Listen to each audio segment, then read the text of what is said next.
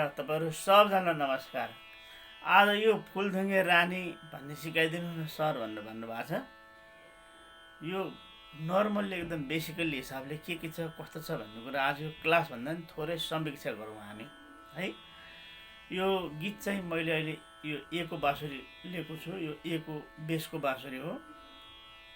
ए को यो ए स्केलबाटै गाएको छ यो गीत। यो अनि तार सप्तकबाट धेरै खेलिएको छ यो गीत है। यो चाहिँ पहिला सुरु बुझ्नुपर्छ। यो बेसिकल्ली हिसाबले मैले सबैले बजाउन सक्नुहोस् भनेर चाहिँ एकदम सिम्पली द बेस्ट गर्ने हिसाबले चाहिँ सिकाउने कोसिस गरेको छु। यसको नोटेसन दिएर साध्य लाग्दैन। यो एकदम मिठास तरिकाले गाउनु भएको छ हाम्रो सुजन चपगाइज्यूले। उहाँले अनि यो गीतहरूको बोल त्यो शब्दहरू असाध्यै अफबिटमा पनि बडा मिठो ढङ्गले बजाउनु भएको छ। यो लर तर तरिकाले उहाँको हिसाबले गाउनु चाहिँ म चाहिँ सक्दिनँ, तर बुझेँ मैले तपाईँहरूलाई भन्ने। अनि रूपरेखा चाहिँ कस्तो छ भन्ने कुरा चाहिँ तपाईँहरूलाई यसो भनिदिने जम्मर्को गरेको छु है। यो मैले अघि जुन बजाएँ त्यो अगाडिको त्यो इन्ट्रो पिस हो सानो त्यो। यो हामीलाई चाहिँ यसो रमाइलो बाँसुरीमा आओस् भनेर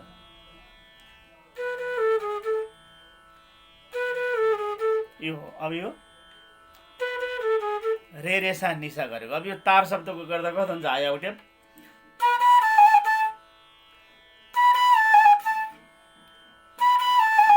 यस्तो खालको छ है। अब त्यसपछि मैले अनि यो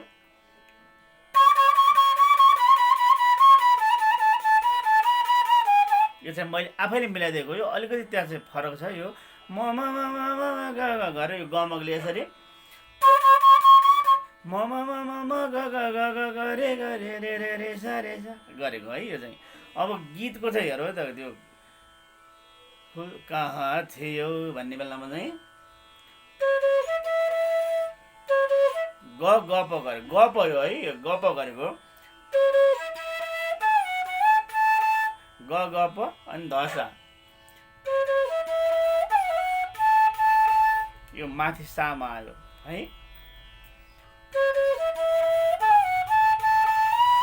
अनि यो सापछि रे ग माथिको कहाँ थियो भुलेगी यो होइ भाइ गर्ने। यो चाहिँ हामीले आफैले आफ्नो हिसाबको क्षमता अनुसार निकाल्नु पर्ने हुन्छ। अहिले चाहिँ तपाईँहरूलाई मैले यो बेसिकली यो नोट के लागेको छ कसरी गर्ने भनेर जस्तो त्यो म यो बजारहरू सानो हेर्नु है त।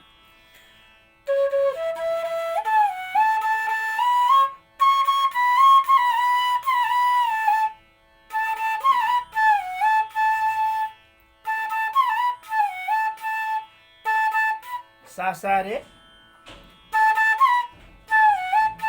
सासारे ध तर यहाँ थोरै मिड र खिड्का एकैचोटि युज भएको छ है। मिठोसँग मिड पनि युज भएको छ। खिड्का फुलथुङ्गे रानी गरेर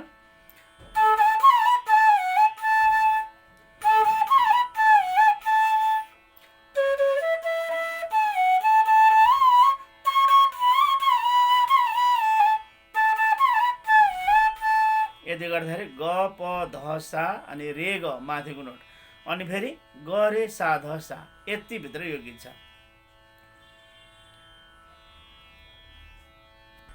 अब त्यसपछिको पुतली चाहिँ भन्ने सेकेन्ड पार्ट चाहिँ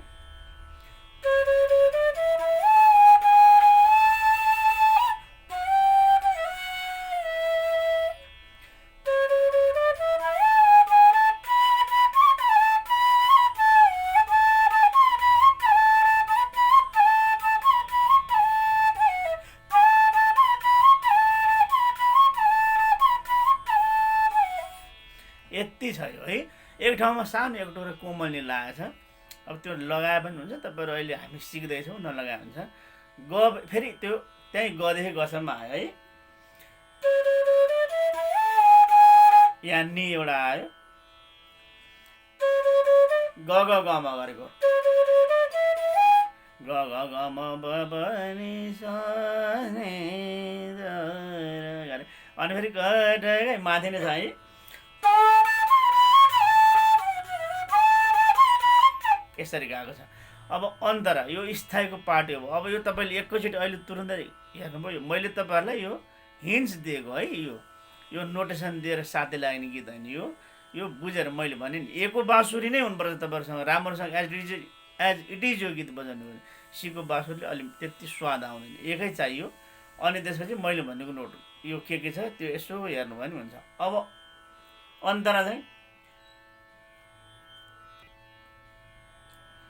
अब अन्तरा के छ,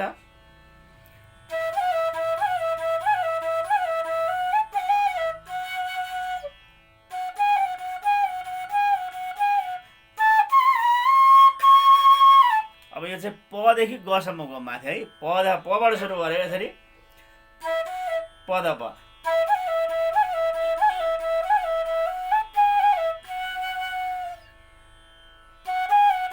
अनि धनी ध सा गरे गरे ग माथि छ। अब अझ माथि दरर दरर अर्को, अब अझ माथि